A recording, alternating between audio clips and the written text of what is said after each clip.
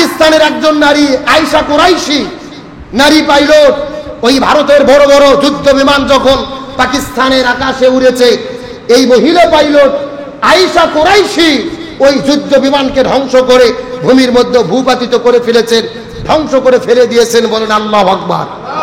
একটা মহিলা পাইলট, কি তার শক্তি, কি তার ইমানি জজবা, আকাশের মধ্যে প্লেনকে ধ্বংস করে মাটির মধ্যে ফেলে দিলেন। আল্লাহু আকবার বলবেন না? ভালো করে বোঝেন, ভারতের সংখ্যা বেশি হতে পারে, অস্ত্র বেশি হতে পারে, শক্তি বেশি হতে পারে, কিন্তু তাদের মনে কোনো ইমানি শক্তি নাই। আমরা যুদ্ধ করি, পাকিস্তান যুদ্ধ করতেছে, কোনো ভয় নাই, বাঁচলে গাজী, মরলে শহীদ, গাজওয়াতুল হিন্দ, আমরা জান্নাতে যাব।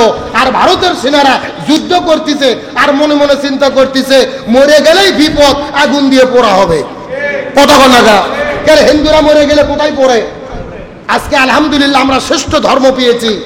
মানুষ যখন মরে যায়, আমরা মরে যাওয়ার পরে লাশ, একটা লাশের কত সম্মান, মানুষ দোয়া করে জানাজার নামাজ পড়ে কবরের মধ্যে ফেলে দেয়। আর হিন্দুরা মরে গেলে চন্দন কাঠ দিয়ে সাজায়া, আপনার তেল দিয়ে ঘি দিয়ে আগুনে পুড়ে ফেলে দেয়। আর আমাদের মরে গেলে মুসলমানের ধর্মে লাশকে কত সম্মান করা হয়, চিৎকার করে বলেন আলহামদুলিল্লাহ। তাহলে যে বিষয় বুঝতে চাইলাম, পাকিস্তানের সেনাবাহিনীর মনে কোনো ভয় নেই, এদের অন্তরে ইমানের শক্তি, বাঁচলে গাজী, মরলে শহীদ। আমাদের কোনো টেনশন আছে? এই জন্য ভয় পাওয়ার কোনো কারণ নেই। আমরা সংখ্যায় কম হতে পারি, আমাদের মধ্যে ইমানের শক্তি, আমাদের ভেতরে ইমানের জজবা।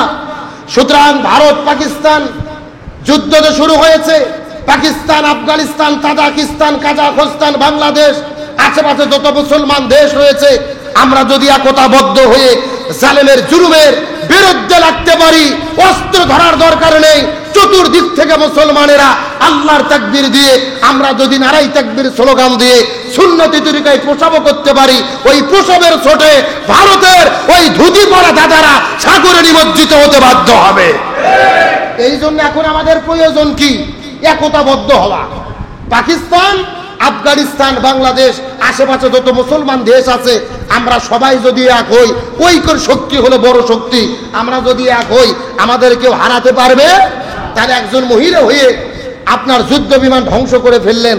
বাংলাদেশের মহিলারা আজকে নারী সংস্কার কমিশনের নামে কেমনে হিজড়েদের অধিকার দেওয়া যাবে, পতিতাদেরকে শ্রমিকের অধিকার দেওয়া যাবে, স্ত্রী কেমনে স্বামীকে ধর্ষণের মামলা দিতে পারবে, এই নিয়ে গবেষণা করতেছে।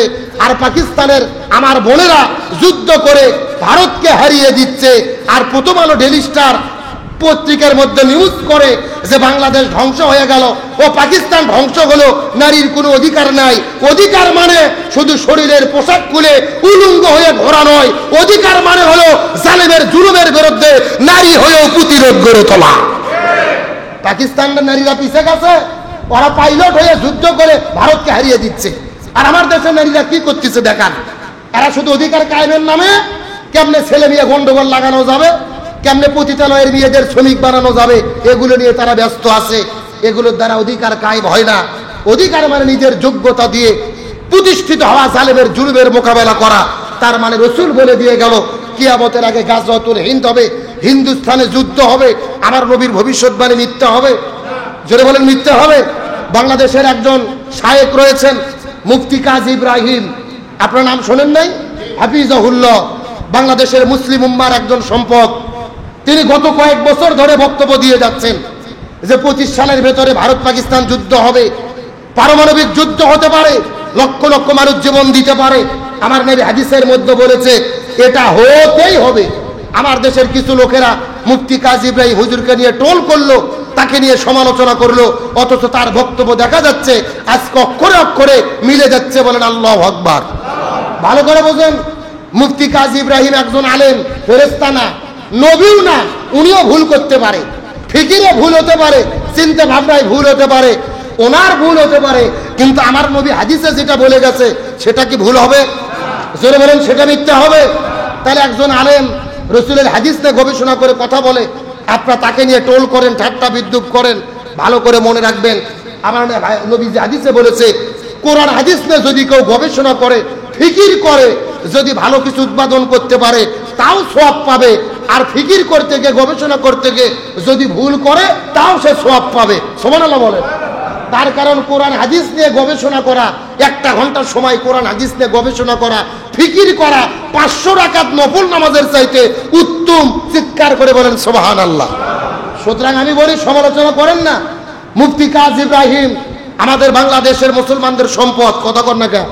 তার আলোচনা, তার গবেষণা, তার থিসিস, বিভিন্ন বিষয় নিয়ে তার গবেষণা আমরা দেখি বাস্তবে রূপ নেয়। আসলে তার কথা রূপ নেয় না, কোরআন এবং হাদিসে যা আছে সেটাকে লক্ষ্য করে তিনি বলতে চাই। আর মুফতি কাজী ইব্রাহিম মিথ্যে হতেও পারে, কিন্তু কোরআন হাদিস কখনো মিথ্যা হবে না। এই জন্য আলেমকে নিয়ে ঠাট্টা বিদ্রুপ নয়, মশকরা নয়, সম্মান করেন, শ্রদ্ধা করেন। আমরা দেখেছিলাম গত 16 বছরে ওই স্বৈরাচারের রোশানলে মুফতি কাজী ইব্রাহিম পড়ে জেলের মধ্যে বন্দী ছিলেন, তাকে দেশ ছাড়তে বাধ্য করা হয়েছিল। কথা বলে না কেন? ও আজগবি কথা যদি বলতো জালেমের জুলুমের শিকার হতো না। তাহলে এই জন্য আমাদের ভারত পাকিস্তান যুদ্ধ নিয়ে আমাদের ইমানের বলে বলিয়ান হতে হবে, ইমানদারদের পক্ষে থাকতে হবে, প্রয়োজনে প্রস্তুত থাকতে হবে। গাজওয়াতুল হিন্দ যদি শুরু হয়ে যায়, ইমানদারদের পক্ষে আমরা আছি তো ইনশাআল্লাহ। জোরে বলেন আছি তো ইনশাআল্লাহ। কারা কারা আছে একটু হাত তুলে দেখেন তো দেখি।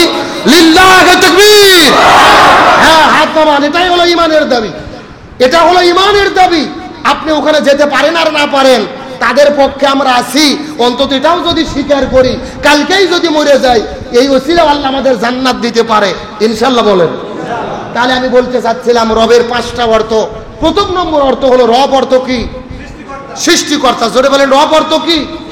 তাহলে যা কিছু দেখি আর যা কিছু দেখি না, সব কিছুই কে সৃষ্টি করেছেন? আরো জোরে বলেন। এখন প্রশ্ন, রব কাকে বলে? রব কাকে বলে? সৃষ্টির যা কিছু প্রয়োজন সব কিছু যিনি দিতে সামর্থ্য রাখে, তিনি হলো রব। সুবহানাল্লাহ বলেন। সবকিছু যিনি দিতে সামর্থ্য রাখে, সবকিছু যিনি বুঝতে সক্ষম, সবকিছু যিনি করতে সক্ষম, সবকিছু যিনি অনুধাবন করতে সক্ষম, সব সমস্যার যিনি সমাধান দিতে সক্ষম, তিনি হলো রব। চিৎকার করে বলেন না সুবহানাল্লাহ। আমার বন্ধুগণ, মুসলমান ভাইরা, গভীর মনোযোগ। আমরা যে কোনো বিপদের মধ্যে পড়ি না কেন, চিৎকার করে বলেন তো দেখি, বিপদ থেকে যিনি আমাদেরকে রক্ষা করতে পারেন তিনি কে? আরো জোরে বলেন। এই তামাম পৃথিবীর মধ্যে আসমান, জমিন, গ্রহ, পর্বত, নক্ষত্র, জ্যোতিষ্ক মণ্ডলী, চতুর্দিকে যা কিছু দেখতে পারি, মানুষের মনের কথা, আবেগ, অনুভূতি, কেউ বুঝুক আর না বুঝুক, একজন যিনি বোঝেন তিনি কে? আরো জোরে বলেন। রব মানে বলেছিলাম, রবের প্রধানত অর্থ হলেন 5টি। 1 নম্বর সৃষ্টিকর্তা, 2 নম্বর হলো পালন কর্তা।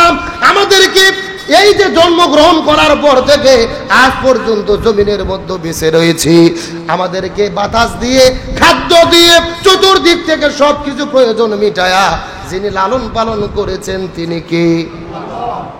আরো জোরে বলেন। না, লালন পালন কি করছে? আমাদের পিতা মাতা। হ্যাঁ, আমার বন্ধুগণ, মুসলমান ভাইরা, গভীর মনোযোগ লক্ষ্য করুন। আপনি যদি বলেন আমার বাবা মামাকে লালন পালন করেছে, আমি প্রশ্ন করতে চাই, আপনার বাবা মাকে লালন পালন করেছে কে? আরো জোরে বলেন। আবার তাদের বাবা মাকেও লালন পালন করেছে কে? যদি দুনিয়া বাদ দেন, আপনি যখন মায়ের গর্ভের মধ্যে ছিলেন, ছেলে এবং মেয়ে, বাবা এবং মা, স্বামী স্ত্রী যখন মেলামেশা করেছেন, শুক্রাণু ডিম্বন একত্রিত হওয়ার ফলে মায়ের গর্ভের ভেতরে আপনি আমি যখন কোনো কিছুই ছিলাম না, ওই জায়গার মধ্য থেকে সন্তান হিসেবে আমাদের মায়ের গর্ভের মধ্যে লালন পালন করেছেন কি? আরো জোরে বলেন।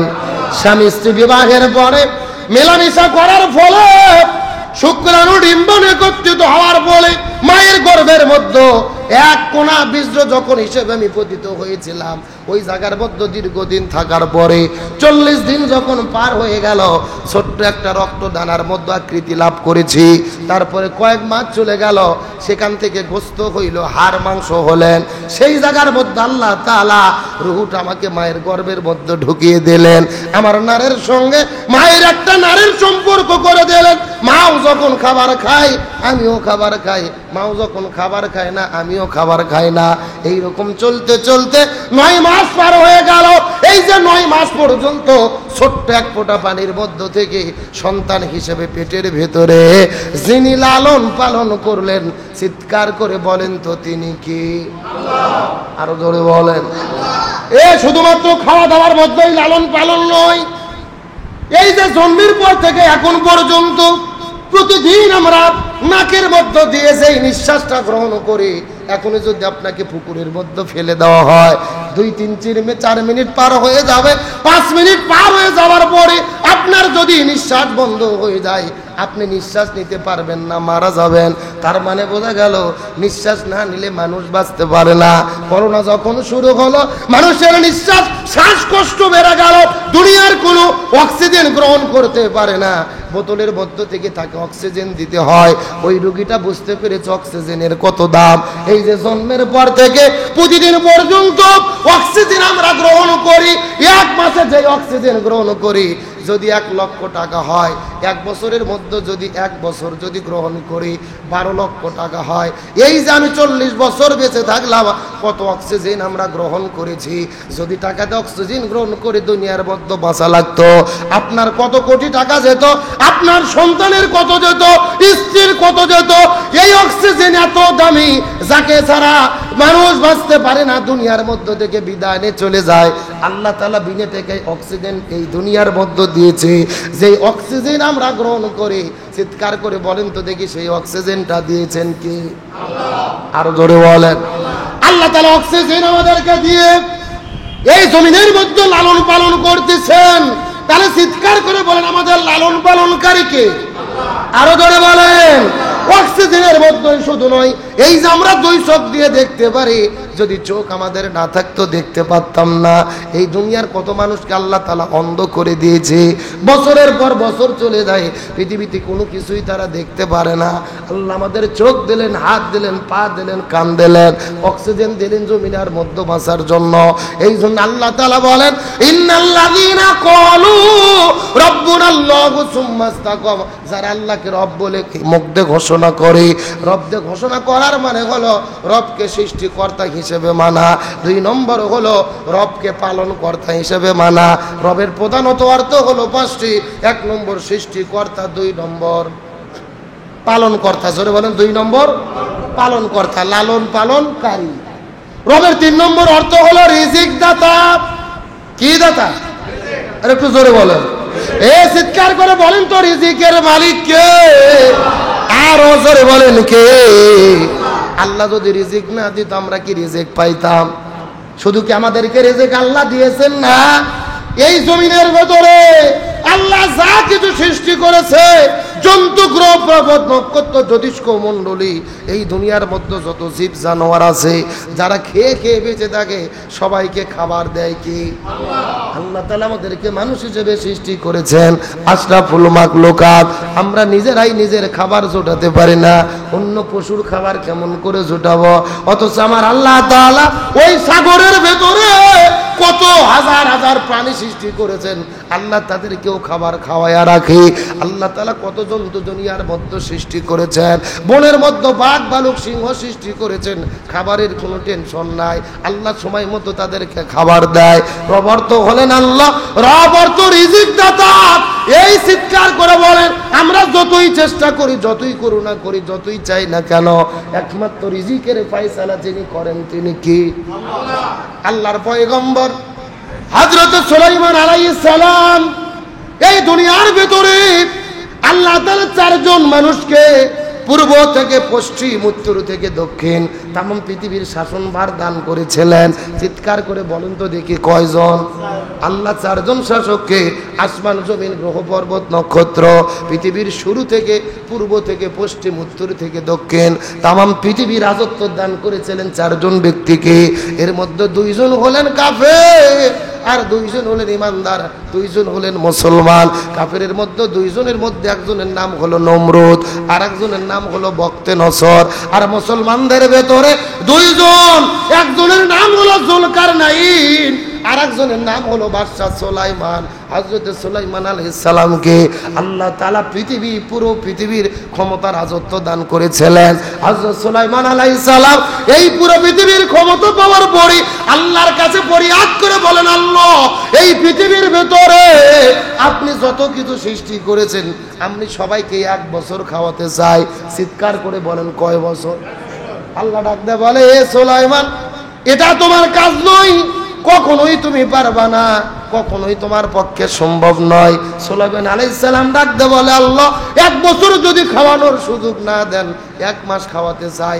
আল্লাহ বলে সম্ভব নয়। সুলাইমান বলে, আল্লাহ যদি 1 দিন খাওয়াতে দেন তাও আমি রাজি। আল্লাহ বলে তাও না। সুলাইমান আল্লাহর কাছে ফরিয়াদ করে বলেন, আল্লাহ 1 দিনও যদি সুযোগ না দেন, একটা সন্ধে আমি খাওয়াইতে চাই, খবরদার আপনি আমার প্রার্থনা ফিরিয়ে দেবেন না। আল্লাহ তাআলা আপনি আমাকে যেহেতু এই পুরো পৃথিবীর ক্ষমতা রাজত্ব দান করে দিলেন, আমি পুরো পৃথিবীর শাসনভার ক্ষমতা গ্রহণ করে নিয়েছি, একটা সন্ধ্যা পৃথিবীর সব জন্তুকে খাওয়াতে চাই। আল্লাহ তার মাখলুকাত তার প্রার্থনাটা গ্রহণ করে নিলেন। হযরত সুলাইমান আলাইহিস সালাম এমন একজন পয়গম্বর ছিল, জিনরাও তার কথা শুনতেন। সুলাইমান আলাইহিস সালাম জিনদেরকে আহ্বান করলেন, মানুষদেরকে আহ্বান করলেন।